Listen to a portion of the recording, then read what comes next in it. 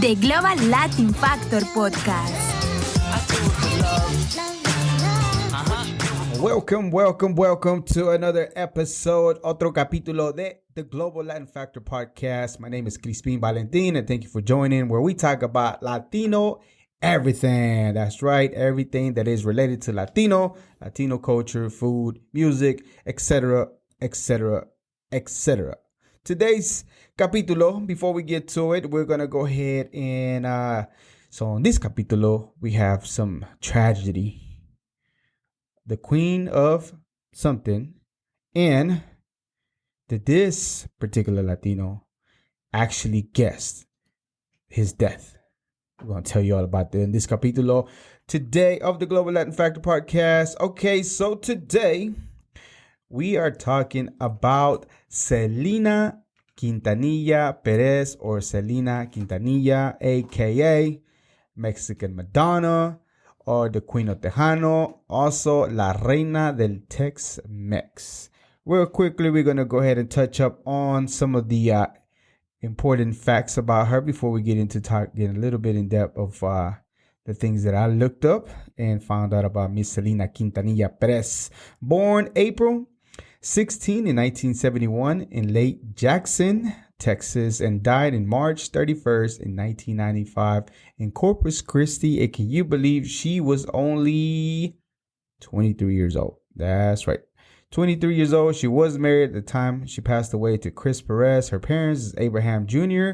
and Marcela Quintanilla, and her siblings A.B. Quintanilla and Suzette Quintanilla. And real quickly, if you never heard about her, if for whatever reason, there's a Netflix series I haven't checked out. I've seen the movie before, and I can talk to you about that in just a few minutes of what I looked up that is real close to what the movie's like, and different things like that. So she was a Mexican-American singer, songwriter, spokesperson, businesswoman, model, actress, and fashion designer. Referred to, again, as I mentioned, the Queen of Tejano music, and she made great contributions. She was named by Billboard as the top Latina in the 1990s decade. And after her death, when they made the collaboration with MAC Cosmetics, it became one of the best-selling celebrity collection cosmetics in history. I'm sure you remember the time when they released the cosmetics. Everybody and their mama, you couldn't escape social media feed. All your feed pretty much is makeup and everything like that. And yep, that's the reason why she was the number one selling at that time. And of course, now with everything that's been coming out, the series. So anytime there's something about her that comes out, her anniversary, or for her death, her birthday, and different things like that, her day, because there's actually a Selena Day. I'll tell you all about that in a few minutes. So she began her career or singing when she was only 8 years old, and that's an idea that his dad, he was already an artist before, and he attempted to be a singer. It didn't really work out, and and pretty much, if you've seen the movie before, it's almost the same thing as what I found out. He was playing the guitar. Selena approached him, and then she started singing along with him, and then he realized, like, hey, she got something. It's kind of special. So, and he got the idea, well, this is how I can get back in the music industry, and then so on. It just began. Everything pretty much on the movie, as far as the restaurant, Papa Gallos, or Yo-Yos, what he used to say on the sign, because if you've seen the movie, you know what I'm talking about. The sign was a little questionable. It didn't look like Gallos. It looked like Yayo, which I see where he was coming from. And they had to close the restaurant down, file for bankruptcy, and they lost their home, and they have to move somewhere else because, unfortunately, it just there was something going on with the economy at that time, and they weren't able to make it. The restaurant wasn't able to make it, so they continue. And so they went through some hard times. Selena's family, as you've seen in the movie, they don't really depict it so much. They don't really go into detail what happened. You kind of sort of get an idea, but it kind of leave you wondering if that's what happened. So if you didn't know, they had to file for bankruptcy, and they had to actually lose their home, and they had to move elsewhere. So real quickly, some of her achievements, and this is just a few. Grammy, and this is just recently that happened. So Grammy Lifetime Achievement Award in 2021. A Grammy for Best Mexican American Album in 1994. Billboard Latin Music Award of Top Latin Album Artist of the Year by a female in 2016 and 2017. So this is some of the ones that she, some of the awards. And contrary to popular belief, there's a lot, well, there's not a lot, but there's a few people that I've seen on a few videos that are like, how can she be a role model? You know, she dropped out of school. She didn't go to school. Well, she actually did get her GED or diploma. Well, there's parts that say that she got her GED or diploma. So she got something. Not only that, but she enrolled in a Pacific Western University for a business administrative major. So not only did she get her diploma or GED, she actually even went further and enrolled in some business classes, which eventually helped her with her boutique, Selena, etc. If you don't recall, she also had a boutique. Now, you done, Carlos? Are you done? I can hear you. It's a noisy chair. All right, well, get another chair. My man Carlos over here distracting. All right, so.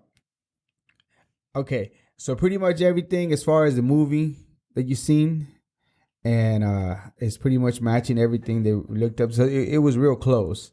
Even to the scene with, I seen the Chris Perez, the scene where she left, you know, he was in the hotel. He went to her and said, I can't do this no more. You know, let's get married, let's get away, whatever that. He said it was actually pretty close to what really happened.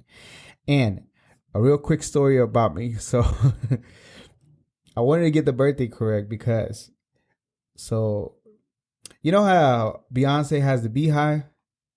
So you know how loyal they are to her?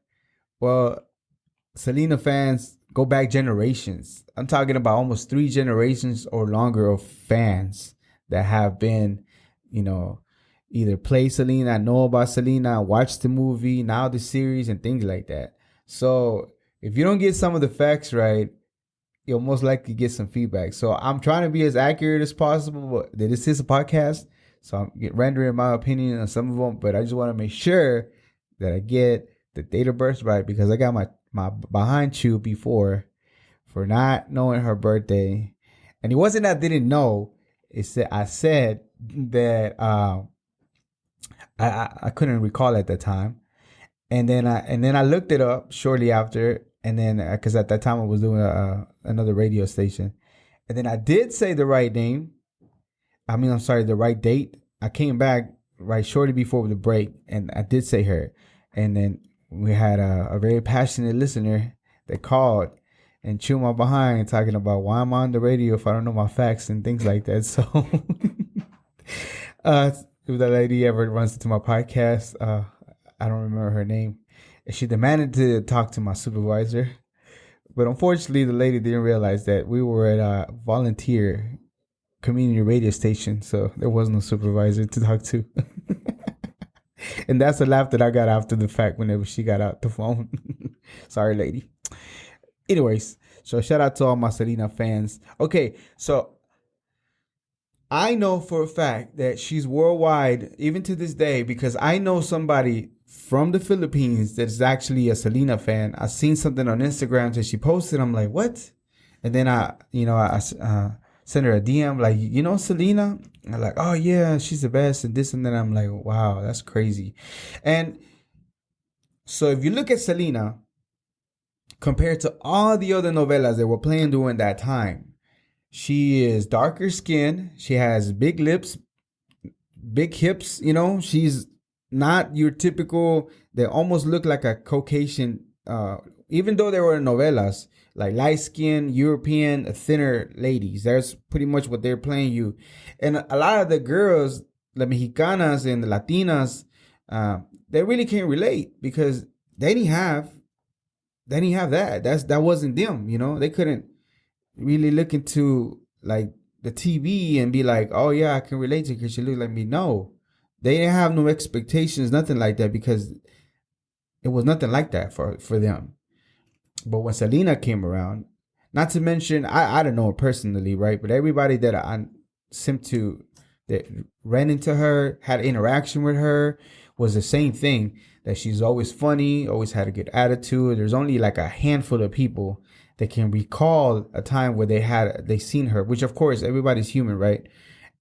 That she might have had a bad, or not a bad attitude, but she wasn't in the best of moods. But for the most part, I've seen her like her backstage footage and things like that, and she's just always cracking funny jokes and different things like that. And some were like really inappropriate jokes. Like one of them, she said, "Oh, we're coming out with our own perfume," and I think one of them she says it's gonna smell like menudo or something like that. I'm like, what? That's the kind of jokes that she would say. And another thing that I feel that's not very it's confusing about her is that, okay, just like Michael Jackson and things like that, like these kids are born into this, right? The family business. So they don't know anything more. And her religion too. I believe she was Jehovah's Witness. Again, Selena fans, if I'm not correct, please, I'd be more than happy to take in the feedback and correct myself. So pretty much it was doing the business, stage, execute, and right back. So again, it's underestimated to say that she was sheltered because she hadn't really experienced a lot of things. And to all my Tejano fans, do you know one of the people that is a Tejano, also female, that is I've seen plenty of interviews that she said it was her best friend, Shelly Lares. That's right. Shelly Lares was actually the person that introduced Selena to Chris, because Chris used to be with Shelly Lares before he went to Selena. So he was Shelly Lares first. Chris went into we can't talk about Selena without moving a little bit into Chris, and maybe we'll do something separate for Chris Perez. So Chris was a rocker, and then he went with Shelly Lares. They taught him how to play Tejano at that time. And then I guess, I don't know if they had a fallout or not, but he went into a couple of different bands before he landed with Selena. So the one part about him, like in the shower where they're cutting on this thing, that wasn't really accurate because he had already been playing Tejano for some time. So I don't feel like the movie got that right. And I don't know how this, again, I got to watch the series. I haven't looked at it. I felt like I've seen the movie already, right? So how much more can I get out of it? But I see people that are so intrigued with her that will want more. Because even Shelly Lares says, like, I post a couple things here and there, and I'd rather keep my relationship with her personal because that's our special moment that we share. We don't really talk about, Shelly Lares says, we didn't really talk about music. We mostly just talked about things like things like teenage girls, because they were at the same age. Actually, Shelly Lares is about 7 to 8 months older than Selena, so they were at the same age. And can you believe Shelly's now 50? So that means Selena was turning 50 as well. So that's wild to me. Or she was going to be turning 50. And she said they talked about regular, girl stuff that they talk. I don't know. I'm not a female, not a girl. I'm not a teenage girl. But whatever y'all talk about, that's what they talked about. And, she said, that she didn't want to share. But she realized anytime she posts something on social media, that all the fans want more. They just can't get enough of her. And, it's crazy to me that happened. So a couple more things that were accomplished by her. So National Public Radio ranked Amor Prohibido, which if you know about Selena, you know this song, as the number 19 in the list of 150 greatest albums made by women. And fun fact, before we move on to the next thing that I want to talk about, did you know that there was a stamp of Selena? Did you know that, Carlos? You didn't know that? Oh, look at Carlos go. Yes. In 2011, the United States Postal Service paid homage to Selena by issuing the Latin Legends stamp, which included Selena and, of course, a couple other Latinos, which were Tito Puentes, Carmen Miranda, Carlos Gardel and Celia Cruz, which most likely all these Latinos we're going to do an episode on. So if you are interested in any of these, or if you have a suggestion on any Latino, whether they're like super known or not, it doesn't matter. Just let me know and we'll take care of it, because we got a TikTok suggest episode that is going to be coming out soon. And we also have one that we did regarding the doctor that's doing research on diabetes. There was like no videos on YouTube about this lady, so if we can do anything, at least minimum is not 100. We're not, I'm not a teacher or anything like that, right? But minimum, the content will be there for you to be aware of this Latino, and then later on it can take you to hopefully a rabbit hole and research some more about this. And I'm going to tell you what at this point is relevant in a few minutes of things that are going on online right now.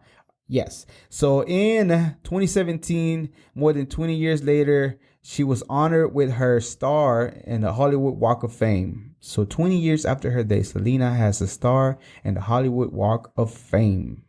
That's right. Okay, so here's the thing that I was going to talk to you about. So right now, at this moment, there's some kind of controversy going on online, because the Yolanda, the evil lady that killed her, Selena, is gonna be released in 2025.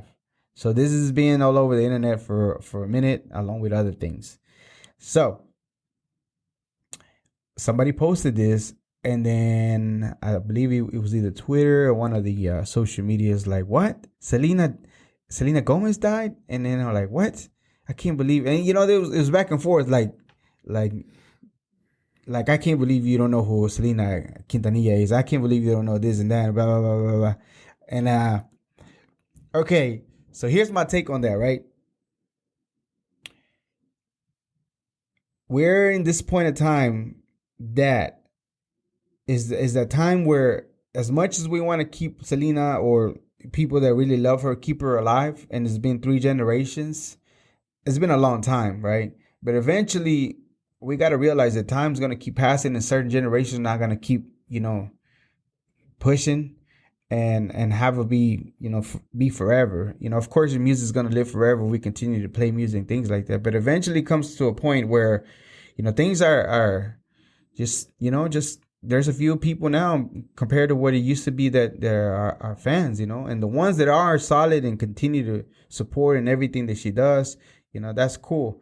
But eventually this is where the generation's at, right? So right now there's not to mention Selena Gomez was named after Selena Quintanilla. So, and she knows this. Selena Gomez knows this. She acknowledges all the time. She gone to Corpus. I believe she even went to a grave before and things like that, or the museum, one of them. So it's all a known fact. She knows this, that she was named after her.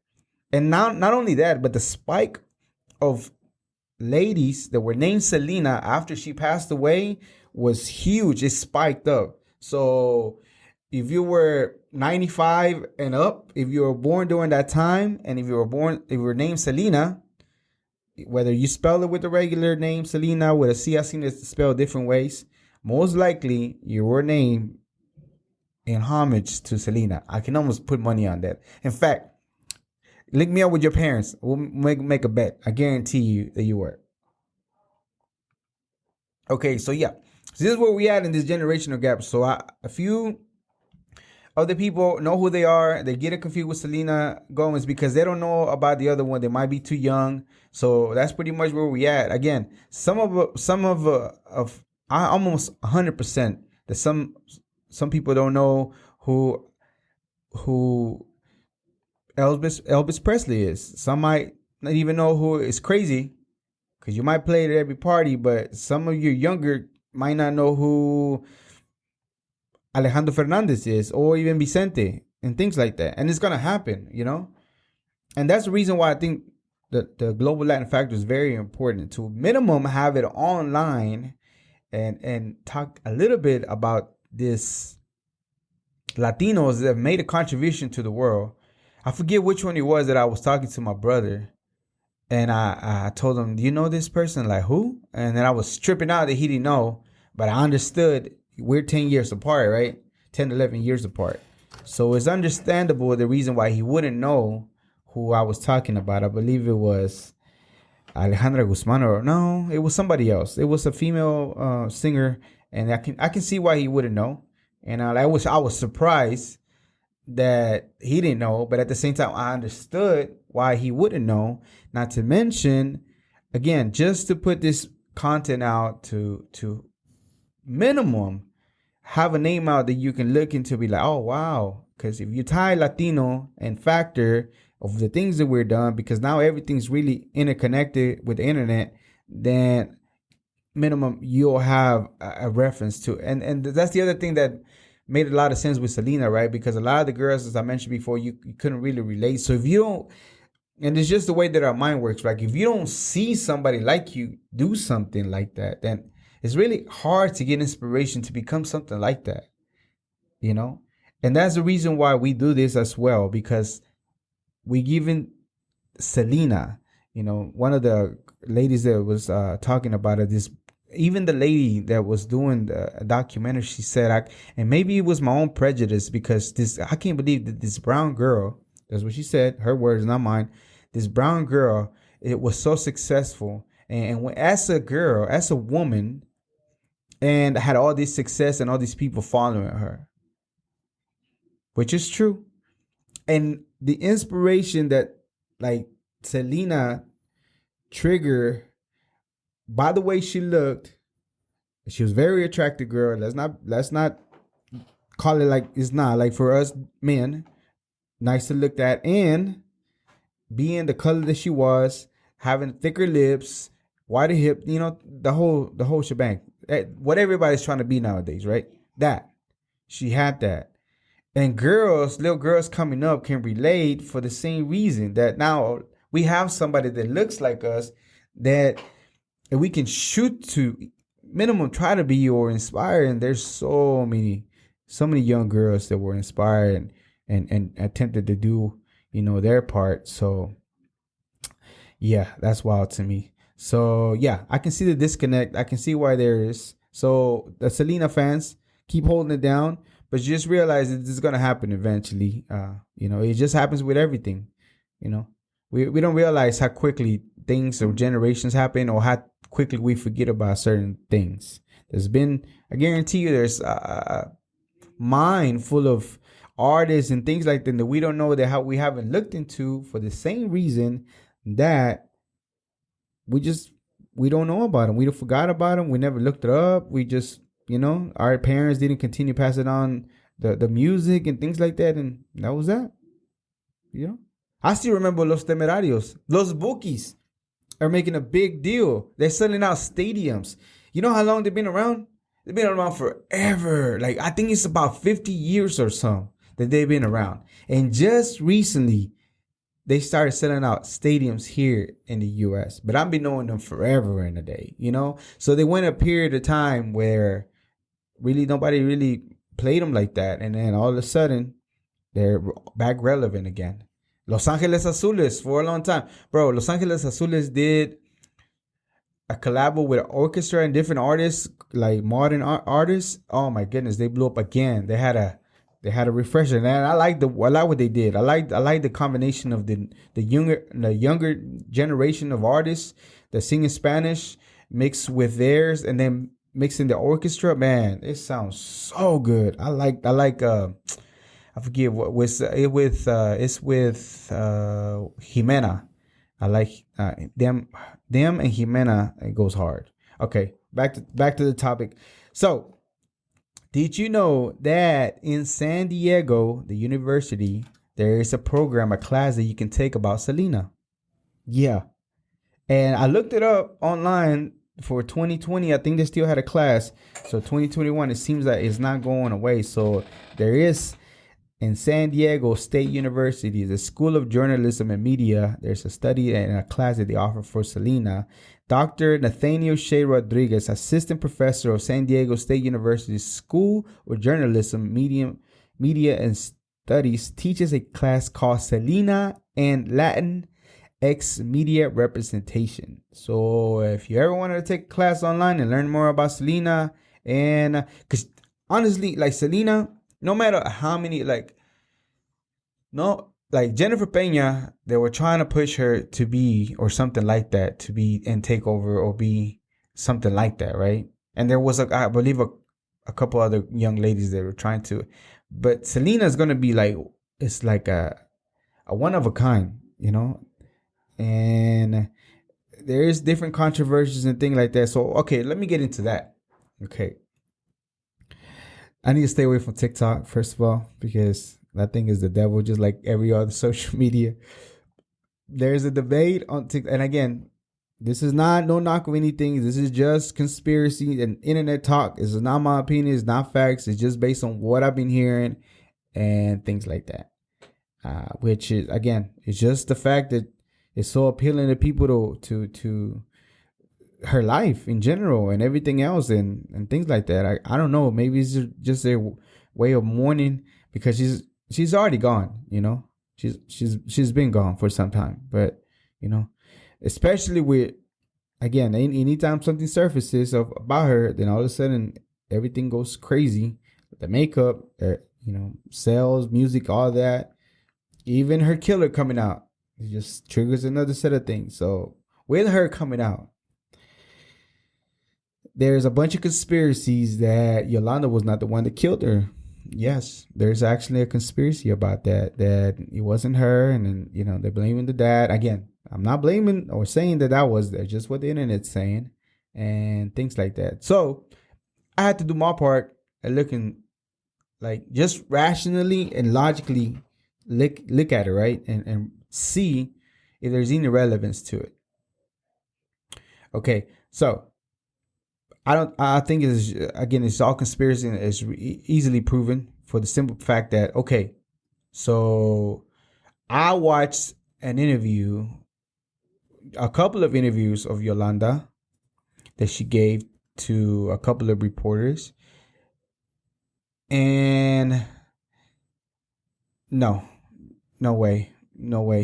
Her stories don't match. Her stories don't line up. There was actually lawyers that went to look for documents that supposedly she gave her videos and things like that, and nothing's matching. Like, they couldn't find anything. She keeps pointing fingers to somewhere else. She even said that she didn't kill Selena. Like, wait, okay.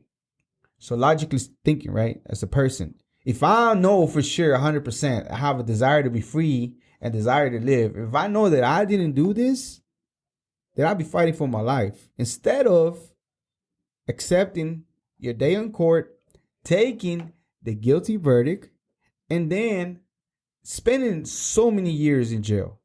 You see what I mean? Does that make sense? It doesn't make sense at all whatsoever. And to even think that her dad might have had something to do with her. Like, okay, like, come on, that's your own daughter. That's your own daughter. Yeah, granted that he wasn't 100% with the relationship with Chris, but they were already married, and they were already planning on making a family and everything. So, that the gun. First of all, you proactively went to buy the gun. You had the gun, and supposedly it was to defend from the dad. Like, okay, so you're gonna defend yourself from the dad, but then accidentally go off and kill what's supposedly your best friend. Like, come on, it doesn't add up at all whatsoever. So internet, TikTok, I'm sorry, it's just not adding up. Go look at the interviews. The interviews are available on YouTube. You can check it out and hear from your own self. Does it really make sense? You logically, I know you get clouded by everything else, but you as a person, if you know you're innocent, are you really just gonna accept have them lock you up for years? What's the point? Or let's say if it was a conspiracy of the dad paying her off or whatever to take her out.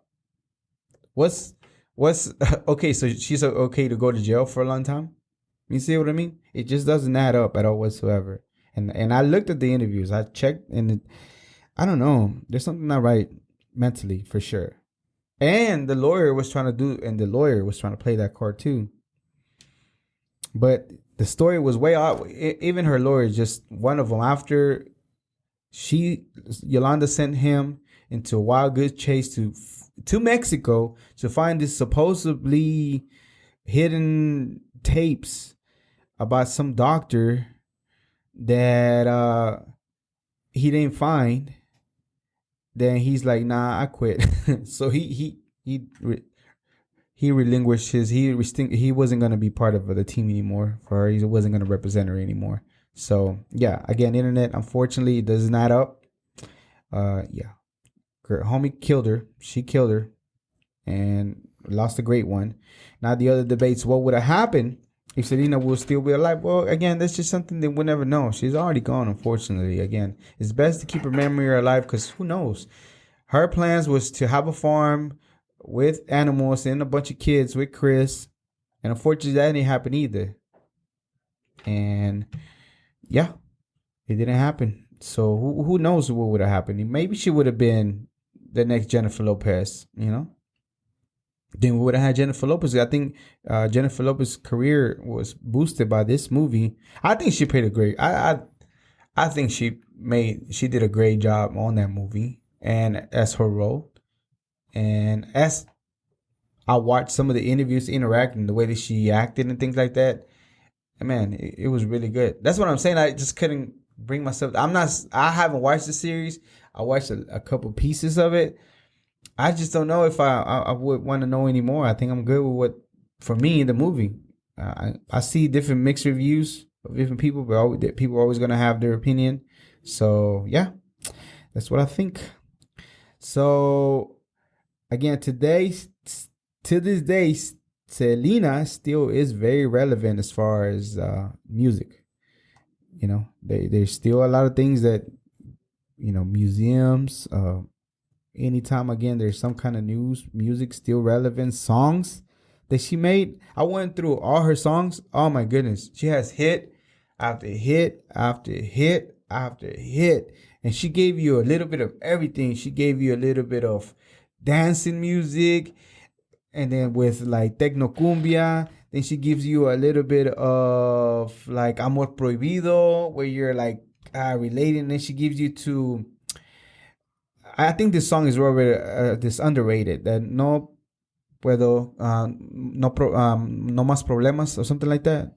That one was really nice. Talk about positivity and things like that. So yeah, it's very relevant and like songs that would probably live on forever and a day. And most likely you can't go into a baile, a quinceañera, a wedding that's Latino or Mexican mostly without having to hear one of these songs. So yeah. Her 1995 album, Dreaming of You, which was released after she passed away, debuted in the Billboard Top 200. In 1997, Jennifer Lopez, of course, I mentioned, started, and we have the series now going on. So, yeah. And not 2 weeks after her untimely death, then at that time, Governor of Texas, George Bush, declared April 16, Selena's birthday, as Selena Day in Texas. And she was also honored with a statue that you can see. And of course, there's a museum. And the album, Dreaming of You, as I mentioned, after her death, sold over 175 copies. I don't know if it's still accurate as far as the number. It could have been more.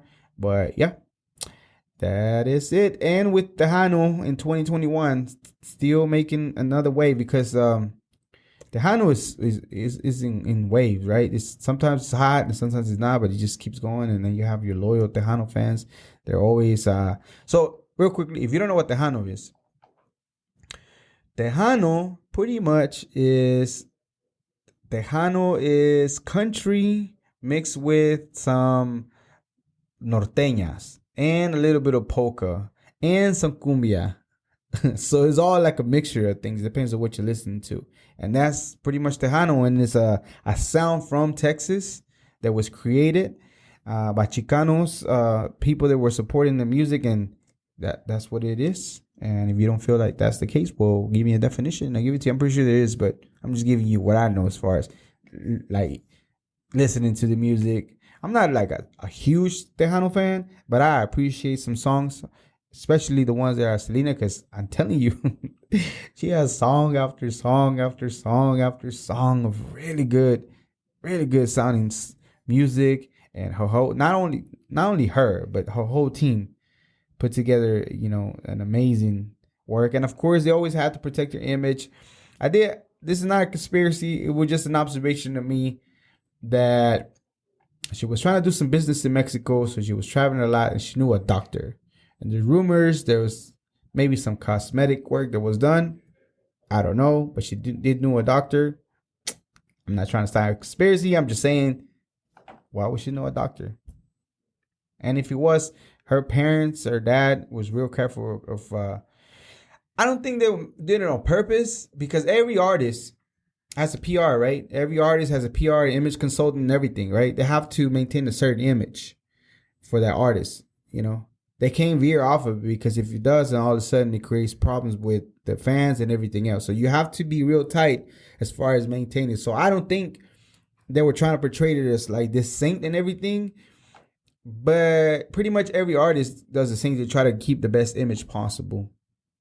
That's why they have PR and image consultants to try to keep it like that. But at the same time, I feel that she was genuinely just that person. Like, she was that sweet, nice, innocent person that even her dad said that she was an adult, but she was a child, for the same reasons that she was so sheltered. And if you're sheltered, if you know somebody that's sheltered, meaning that like they don't really get to go and experience everything else, right, that everybody else does. She doesn't get to go to school because she couldn't, because she was already, too hot, and she has to be on the road, and she getting too many gigs. So she can't be experiencing. The closest that she got to getting information about the outside world, let's say, is Shelly Lares, which was telling her some of the things that she was telling her of how things work. And that's how pretty much she got her information. But literally, she was like a child for the same thing that she didn't get to experience all these child things that you would do. And that she was so playful and happy and things like that. And yeah, of course, it only makes sense that they could help protect her image to the best of their ability. But I just really feel like a little bit naive for the same reason, and then a little bit not knowing about the world like we would know it. And if you experience different things like that wasn't her. She hadn't experienced all these. She started living more, and then of course she hadn't had no relationship with other different people besides the people in the band and her family. So it's kind of real difficult, I would say, to kind of be a judge of character, especially new people coming in like Yolanda. And then I don't know, that lady's. I can look at the interview and sense or see that she lies, and she's deceitful, and she's manipulated. And I can see the lady's not very attractive at all. Unfortunately, I'm sorry, she's not. And I'm not saying that ugly people are manipulated, but you can see why she would, given a like her dad said, given a position of power, with all this time, she hasn't been looked in that way at all whatsoever. Now you got this power, then you get a power trip. Maybe not so much a God complex like cops do, but you have something that everybody's been not necessarily stepping on you, but not really like minding you. Like, who are you? Not even looking your direction. To all of a sudden, like, you're next to this person that's gonna become this. It's becoming this amazing thing. And all of a sudden, you're almost like her right-hand person, and she trusts you to, write checks and things like that. Yeah, of course you're gonna do something to her. And again, unfortunately, she did pass away, but her legacy to this day is continue to live. And please don't get mad if the youngins don't know, because it's just gonna happen, And I think what a lot. I was thinking the other day too. I enjoy bringing attention to Latinos and learning about these Latinos, and even the food and everything like that, just to know more. As I mentioned before, is mostly like a journey for me to learn. But at the same time, I was thinking like, I can't be obsessed with this, right? I can do my due diligence, and what is the Latino? Is the Mexican in me? I could do my part to. I just use another word. I could do my part to do the research that I can, but I'm not gonna be too obsessed with the lives of these people, because at the end of the day, they're just people like you, right? And it's great to highlight the potential as a person that we have inside. That it's beautiful to see them expressing it, and how they were able to do things that they are doing and be famous and this and that. But I was thinking about this, right? Estimated there's 7.9 billion people in the world. Estimated, right? Thousands probably die every day. Selena may be known maybe by, let's say, 1 billion. There's still 6 point something billion that people that don't know her, who she is. And I know that it means the world to us because, or some of the fans, because they know about her. But that doesn't mean the whole entire world knows about them. But it is important to highlight who they are, to hopefully inspire some of the Latinos that never seen somebody like this, to hopefully be inspired to be something, be a singer, be some kind of contributor to this planet, you know. But at the same time, don't get yourself too caught up on some of the celebrities like Selena, even though she did what she did, that you're so focused into her and every other celebrity that you forget that you have that with you and your potential to be that and more if you wanted to. And then don't focus too much on that before you know it, it's too late, that you're older, your life don't pass you by. You were focusing, whether it's a negative or the positive, on this famous people, that your life is already over before you know it, you know? So don't lose yourself on that. Yes, please celebrate the expression of a person, of a human being that we have, that they do get to express. But just remember, even if 1 billion people know that person, there's still a whole lot more people that don't know, you know? So we're just not that important like that. We tend to want to do feel important for yourself and do the things for you, but it's just not that important. I'm just saying. It's really not. Alrighty, so we're going to go ahead and move on to the next one. And this one is another Latino legend. And another one you're gonna know for sure, because there's a movie about his life. But before we get to that one, we're gonna go ahead and talk about machismo. Okay. So what do you know about machismo? What do you know what machismo? Nothing, right? And it's not okay. So the whole thing with machismo is mostly labeled for Latinos, supposedly because, you know, it's a thing. Well, macho, it comes from the origin of macho. Macho means male. That's all it is. And machismo is a man that tries to suppress women and feels like he's more superior than women and things like that. And he enforces and I guess somewhat degrades women and things like that. And, you know, I'm the man and this is how it goes and things like that. And there's a lot of, well, actually, when I looked it up, there wasn't, besides the definition, there wasn't really a lot of content for machismo. I don't know if it's very relevant. I had an experience before. I'm Mexican, as I mentioned before. And I grew up with, they're going to get mad at me because I don't remember the math. It was about 6 girls. I was the only boy. So, you know, I can't say I can relate to women, but I can see how they react, how they act and everything like that. And for whatever reason, I have a good conversation with the women gender, you know. I like women. You know, it's not my thing to and again, nothing do you, but I'm just saying it's just not my thing. I just enjoy women. So it's never been that. But at the same time, I remember one job that I had, the manager, for whatever reason, she was from another, I'm not going to be too specific, but she was from another country.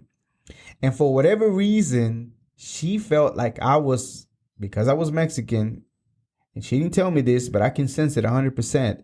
And that's small little things that she would say, I would know that that's what she was thinking about. And then as soon as I told her, and I don't know why the conversation brought up and this and that, and I told her I was a Mexican, and then she said something about macho, something like what? And I was like, huh? And I'm like, I'm not saying that I'm like the ultimate person that relates to women, but I grew up with a lot of women, so I understand where they come from. Not to mention, and I know I bring it up just about every episode, but it's part of my life. I was in the military, so I seen women in combat on top of the Humvee with a 50 caliber going out, what we call it, outside the wire to either patrol or escort anybody. So I know the capability of a woman. I know what they can do.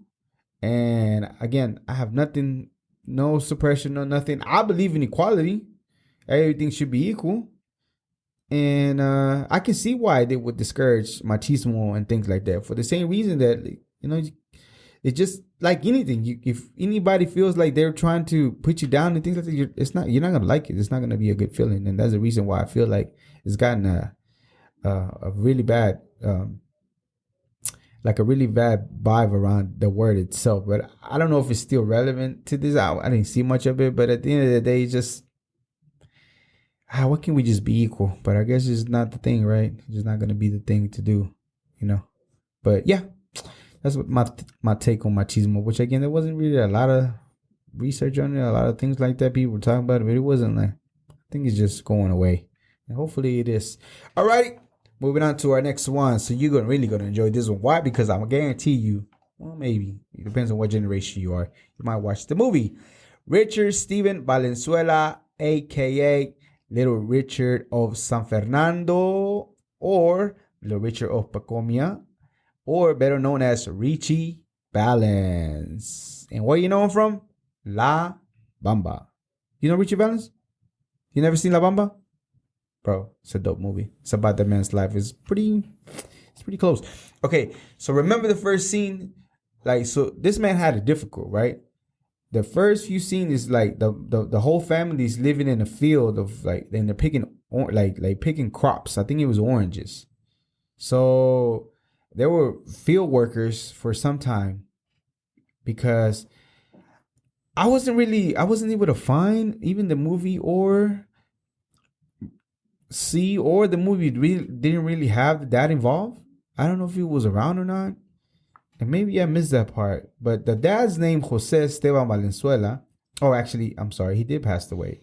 He was born in 1896 and died in 1952. And the mom is Concepcion Concha Reyes. And she was born in 1915 and died in 1987. And they were both from Mexico. Did you know that the mom, Carlos, was actually in the movie? The real mom was in the movie in a small little role. Yes. Along with one of her uncles, also made an appearance in the movie. Yeah. So Mr. Valenzuela, or aka Valens, was born in May 13, 1941 in Pacomia, California. Mexican-American singer again from La Bamba. Successful. And he did die at the age of, guess how old he was, Carlos? 17 years old. And you know how long he was actually in the music industry? Like 2 years. 8 months. 8 months to a year.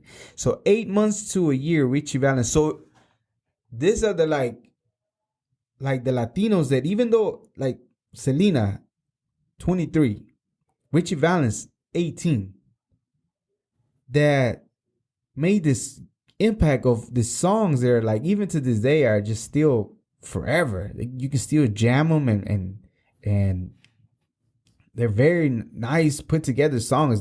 You know, they last forever, not like those songs that we have nowadays. They only last a couple months. And it's over. I'm talking down on the music, I'm just saying.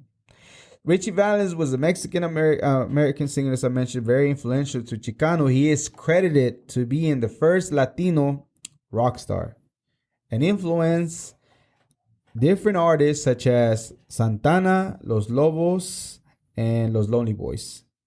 So, yeah, 17 years old. And if you don't remember, you'll remember this. So Valenzuela died at 17 in the plane crash with fellow musicians Buddy Holly and JP, the Big Bopper DJ Richard, on February 3rd, 1959. And if you ever heard American Pie, this is related to them three. The day the music died. Why do they call it the day the music died? Because these three figures were considered one of the biggest rock and roll stars at that time. That when they died, they felt like it was over. Like, what is gonna happen with music when this people are gone? But it continued, carried on. Mr. Valenzuela was inducted into the Rock and Roll Hall of Fame in 2001. Ricky Martin, which we're probably going to cover one of these days. Ricky Martin did the introduction on the category of performers. So he is now on the Rock and Roll Hall of Fame as of 2001. And I mentioned, if you have any evidence of anybody else being the first Latino rock and roll star, please let me know. But as far as I know, Ritchie Valens is the first Latino rock and roll star that made it big like that. And that is crazy. He started playing at the age of 16 with the actual band called the Silhouettes, and later on he was spotted by Bob Keane, and he headed the Delphi Records, and he helped them put together, even helped them come up with the name, because Ritchie Valenzuela, at that time, Latinos, that were just not feeling us like that as far as music-wise. So what he did, he kept Ritchie, and then gave it a little twist. Valens, what it sound like? Kind of like Italian, maybe a little bit like that. So he gave it a different twist so they can keep it going. And keep it just keep making sure that the radio was able to play without having to discriminate, because even Selena's dad, whenever they were trying to Los Dinos were trying to make it, they didn't accept them, just for the simple fact that, okay, so I don't know if this really happened, so I'm gonna go back to Selena for a second and the dad, just this scene, because I think it's very important. Okay, so I don't know if it really happened like that, right? But the scene where the dad says that we have to be more American than the American and more Mexican than the Mexican. We have to know this and we have to know that. Even to this day, it's so relevant because, you, like, as a Mexican, like, the government, everybody else sees you like a Hispanic Latino, but your people see you like one of them, but technically not really, because if you don't know the language, they're not going to see you like that.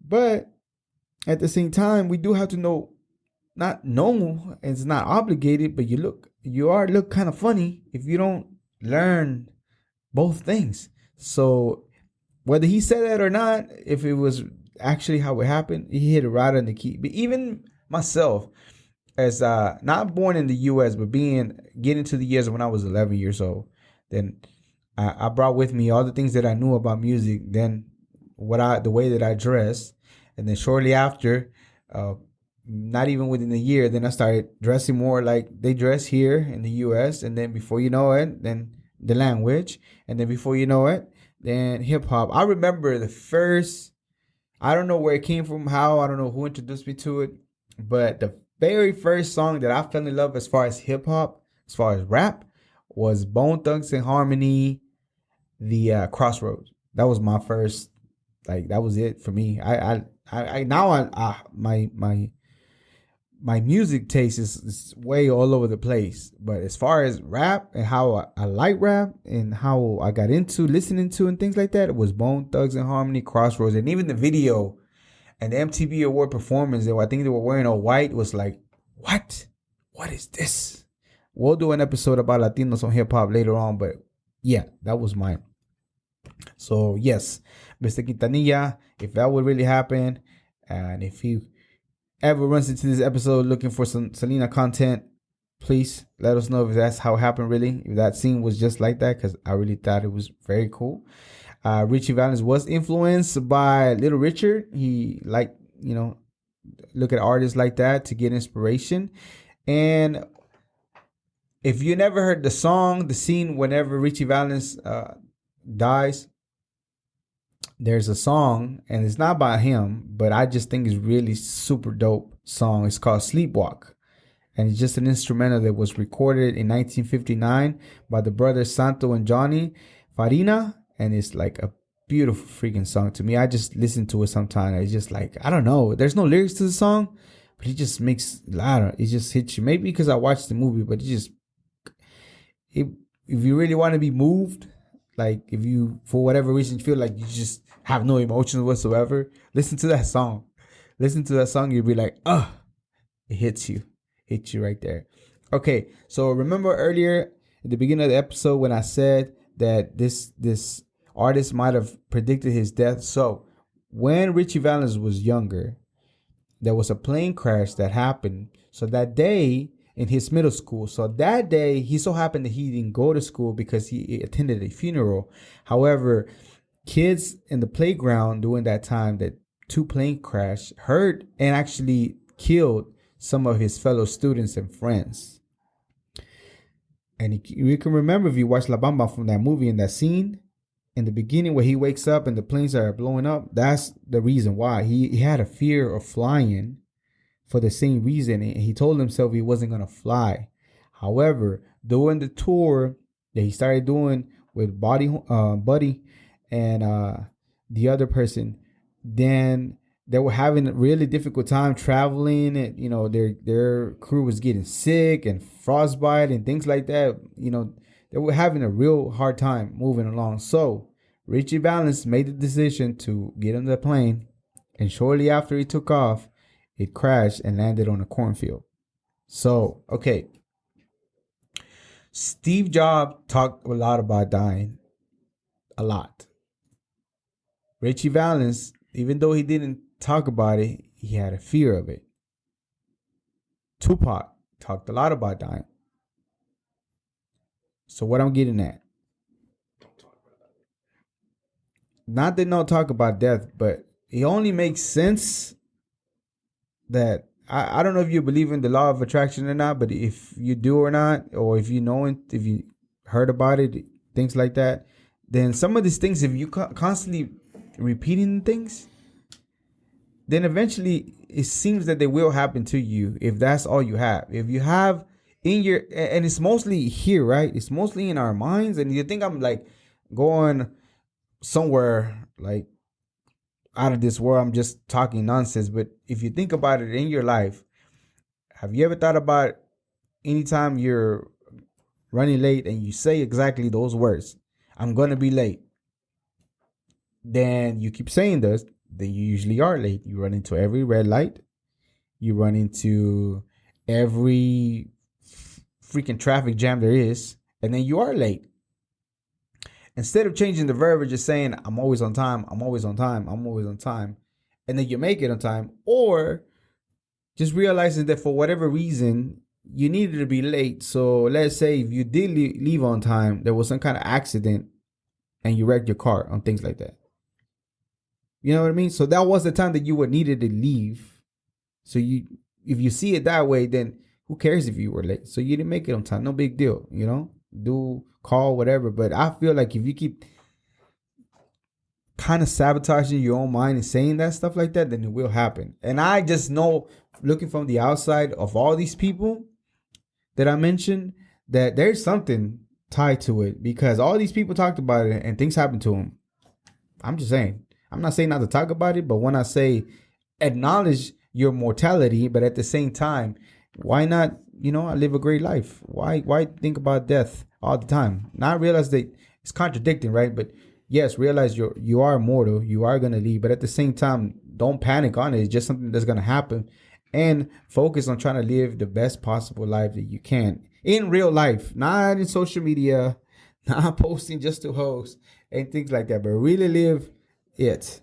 And like I mentioned earlier, not focusing all the way on every negative thing of these people or positive thing of these celebrities, and not realizing that your life's passing you by, and before you know it, it is already done, and there is no takebacks, there is no do-overs. It's done. All right, so we're just gonna go ahead and end it with this too. Man, just the history of both of them, just all the things that they went through, from Selena to her dad dealing with bankruptcy, to all the way to making it and unfortunately losing her life early, to Ritchie Valens at such a young age, at the age of 17, with only 8 months or to a year in the music industry, to become such an impact and an inspiration to other Latinos that wanted to get into that genre, that they have somebody to look up to. It's just incredible to me that these two massive legends are somebody that you can look up to, listen to their music, get some influence, get some inspiration. But again, don't get too caught up on it that you forget to live your own life. And this is going to wrap it up for today. This is the Global Latin Factor podcast. Remember, we are just like you. We are just the spice in this global melting pot that it is the world. I got a new globe, Carlos. Look, and I got a little. So next time we talk about Latino, I'm going to be like, let me find them real quick. Here it is. Talking about Mexico today, and it comes with a little magnifying glass just in case. Are you satisfied, Carlos? You happy? As long as Carlos is happy, that's all. That's all we have for today. We see you on the next episode. Make sure you check out all the episodes that we have, also the merchandise that we have. Give us a like, give us a follow if you like this content. If you've never seen this content, if you're hearing it on any of the platforms, we do have it on YouTube if you want to see the video and check us out. Until next time, mucho amor y paz. See ya.